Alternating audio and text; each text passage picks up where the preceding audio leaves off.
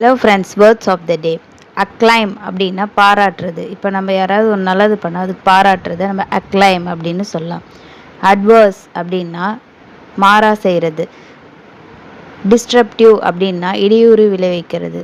யாருக்காவது நம்ம தொந்தரவாக இடையூறு செய்கிறத நம்ம டிஸ்ட்ரப்டிவ் அப்படின்னு சொல்வோம். ஃப்ரெயில் அப்படின்னா ரொம்ப வீக்காக பலவீனமாக இருக்கிறத நம்ம ஃப்ரெயில்னு சொல்வோம்.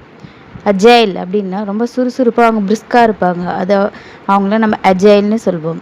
கண்டெம்பரரி அப்படின்னா சமகாலத்து. அப்பீலிங் அப்படின்னா ஒரு விஷயம் நம்மளை ரொம்ப அட்ராக்ட் பண்ணும், ஸோ அதுக்கு ஈர்க்கிறது தான் நம்ம அப்பீலிங் அப்படின்னு சொல்வோம். பெனைன் அப்படின்னா தீங்கற்றது, அதால் நமக்கு எந்த பாதிப்பும் இல்லாததை நம்ம பெனைன்னு சொல்வோம்.